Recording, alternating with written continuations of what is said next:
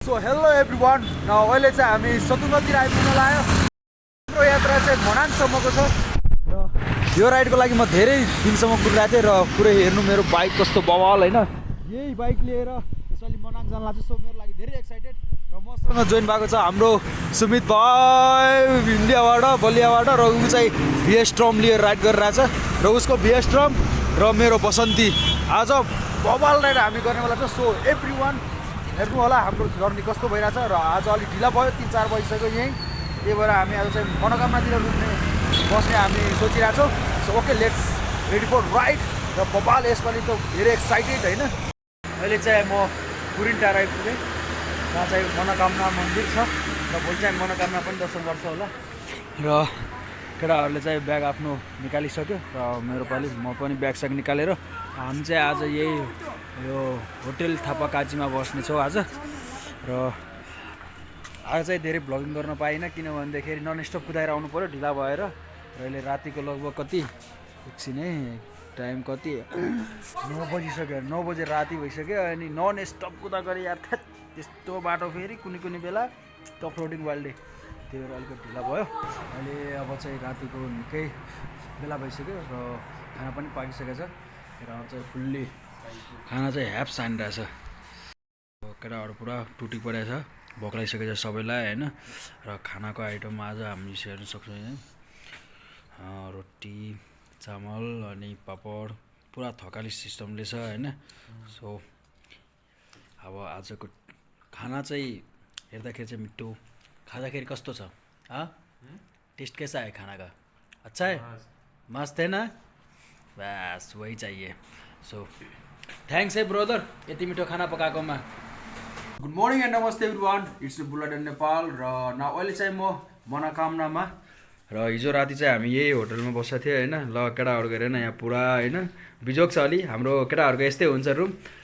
त्यही भएर अब चाहिँ हामी चाहिँ अब मनोकामना मन्दिर दर्शन गर्न जान लाग्छौँ र यहाँको भ्यू चाहिँ के देखाउन चाहन्छु कस्तो रहेछ है। बास हेर न यहाँ वो वेलकम टु मना। हेलो दिदी हेलो दिदी 4 लिन आएको छ अनि त्यही 4 लिनको लागि यहाँ मनोकामनामा कोरिन्टारमा पनि यसरी 4 लिन आउँदो रहेछ।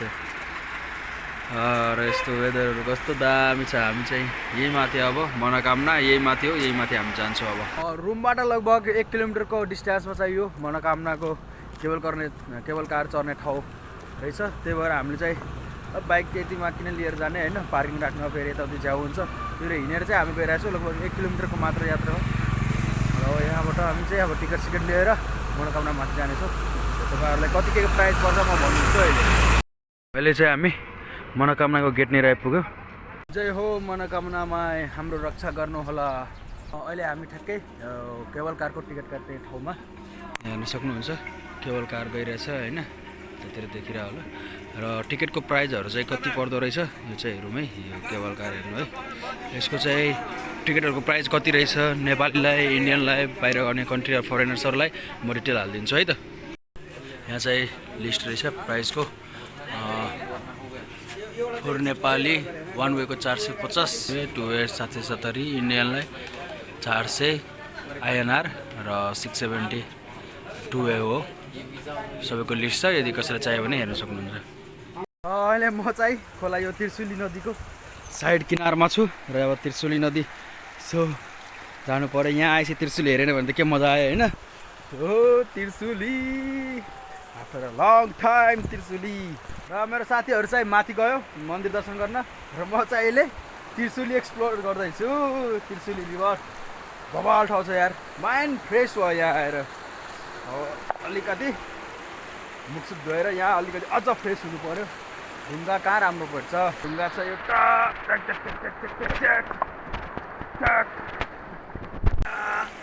जय हो त्रिशुली माता रक्षा गर्नु होला हाम्रो रक्षा गर्नु हे माता। जय हो मनोकामनामा हाम्रो घर फ्यामिलीलाई सबलाई राम्रो राख्नु होला हाम्रो यात्रा सफल होस्। जय हो चिसो पानी जय हो माता जय हो। शम्भो भोलेनाथ शङ्कर शम्भो जय हो त्रिशुली माता शुद्ध भयो। अरे यार के को छाप हो यो जनावर के को जनावरको छाप रहेछ त यहाँ चरा होला जनावर त के हो न चरा भन्नु चरा होला भर्खर भर्खरको रहेछ धेरै टाइम भएर नै छ बिहानको होला म पनि एउटा कुनै घर बनाएर जानु पर्यो सपनाको यहाँ यत्रो ठुलो सपना घर बनाएर रहेछ यार लुक ड्याट म देखाउँछु पक्नु पक्नु पक्नु पक्नु पक्नु पक्नु पक्नु पक्नु पक्नु यत्रो ठुलो बनाएर रहेछ सपना घर यस्तो ठाउँमा आएर म नबनाउने हुन्छ त नि म नि बनाउँछु सपना घर म नि बनाउने सपना घर यस बुल इज के भन्नु मलाई यस्तो बोल्नु आउँदैन हैन त्यही भएर बुल राइडरले अब सपना घर बनाउँछ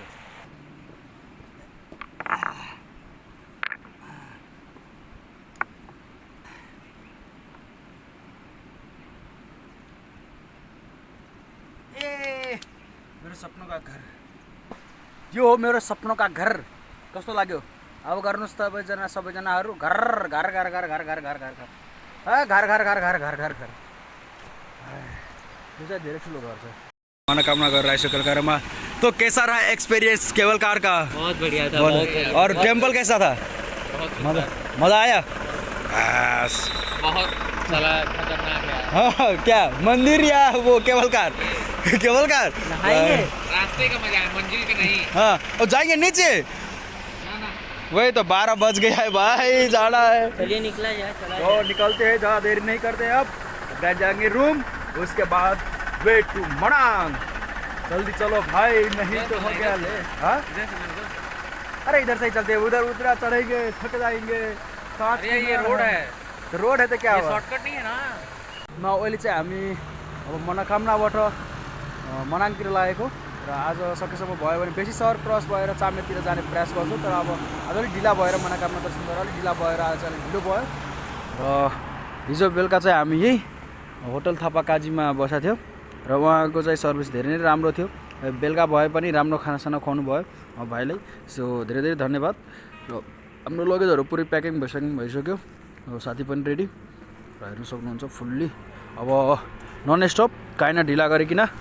आज हाम्रो डेस्टिनेसन बेसी सर र त चाइमा हुनसक्छ र सकेसम्म म तपाईँहरूलाई राम्रो भ्यूहरू होइन कसरी जाने कति प्राइस पर्छ सबै डिटेलहरू दिनेछु सो ओके मुलिनबाट अलिकति 10 किलोमिटर जति अगाडि आयो होला त्यो चाहिँ हामी खाना खानलाई रोकेको किनभने बिहान चाहिँ हामी खाना नखाइकन हिँडेको नास्ता अलिकति गरेको थिएँ र यहीँ होटलमा अब खानासाना खायो र निस्किनु पऱ्यो यो चाहिँ बाटो कस्तो बवाल बनाएर रहेछ त है पोखराको हुन त अस्ति पनि बवालै थियो तर बाँकी भएको कामहरू पेन्डिङहरू पनि अलिक क्लियर भइसकेको छ ओके खाना खान जाउँ वाइल्ड भोक लागिसक्यो मेरो चाहिँ खाना आइसक्यो उनीहरूले नुडल्स गरेछ तर म चाहिँ खाना हाम्रो त नेपालीको त ह्याप्स नभएपछि त हुँदैन खाना टन्न खाने हो हिँड्ने हो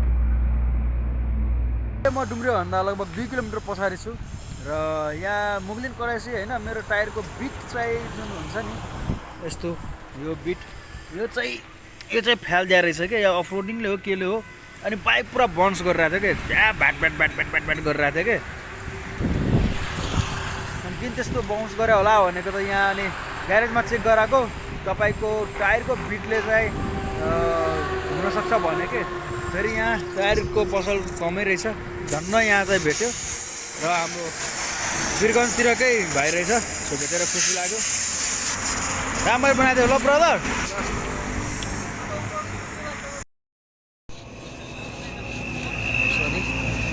यो चाहिँ के पानी हो सरफ पानी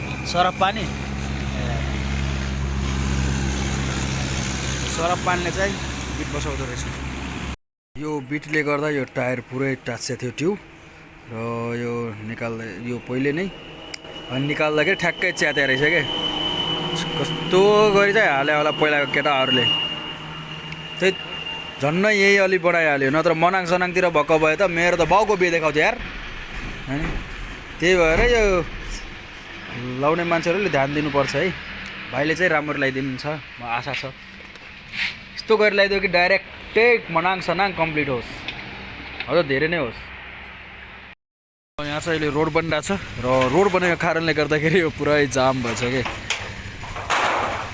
पछाडि नै राखेको छ गाडीहरू चाहिँ यता छिर्ने ठाउँ नै छैन म त अगाडि आइदिएँ सवारीहरू पछाडि पछाडि छ क्या यता पनि ट्रकहरू पछाडि पछाडि लाइने अघिदेखि बसे वाक्का लगाइसक्यो दात ल जाम खोल्यो र जाम खोल्ने बित्तिकै यस्तो ठुलो ट्रकहरू थियो यार उता छिटो निस्किहाल्नु पऱ्यो नत्र फेरि अर्किन्छ बेसीबाट अलिकति पछाडि छु लगभग 15-20 किलोमिटर होला पछाडि र मनाङको बोर्डहरू देखिन थालिसक्यो हेर्न सक्नुहुन्छ मनाङ लमजुङ राइटतिर र माथिको भ्यू क्या दाम देखिरहेको छ कि यो अहिले नजिकबाट देखाउँछु झन् दाम देख्छ अगाडि गएर त्यो चल्दै चलेन नि त्यो फेरि यहाँ उता अगाडि ठाउँ आएर एउटा ग्यारेजमा खोल्न लागेको टायर बट धेरै नै गाह्रो भइरहेछ टायरै काटेला जस्तो डर लागिरहेछ भएन भने अब हावा लिएर जानु पर्यो यार निकाल्नै सकेको छैन उसले खै के गर्ने भइसक्यो गाह्रो हुँदो रहेछ यार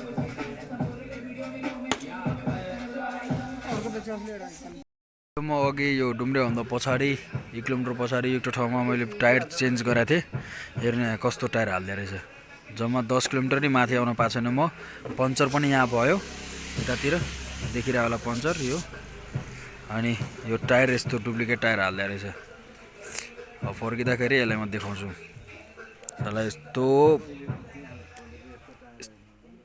रफ काम गर्छ नि उनीहरूलाई म बेसी सहरमा छु र बेसी सहरमा यहाँ चाहिँ मेरो एकजना साथी रबिन भन्ने छ होइन उसको चाहिँ ठुलो यहाँ ग्यारेज स्यारेजहरू छ उसको पार्ट्सहरू सब पाउँछ भनौँ न यो मनाङको बाटोमा सबभन्दा ठुलो राम्रो ग्यारेज उसैको हो होइन त्यो पपुलर हो रबिन भयो भने सबले थाहा हुन्छ र उनीहरूको ग्यारेजहरू कस्तो बवाल छ क्या है मेरो बाइक यहाँ र आउँदैछ 2 मिनट अहिले बाहिर गएको छ ल यहाँ केटाहरू फेरि मजाको रहेछ सब रविको हिरोहरू फलो के फलो मिरे केमा चाहिँ फलो गर्ने तिमीलाई त केमा चाहिँ फलो गर्ने युट्युबमा नाम के हो तिम्रो तपाईको युट्युब च्यानलमा ए अनि फलो हिम भन न फलो मी भन्छ अनि फलो तिमीलाई फलो गर्छ नि हैन त बाबु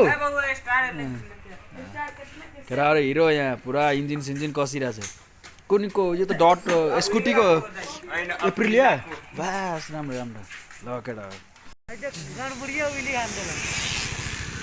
स्टप बवाल हो गेल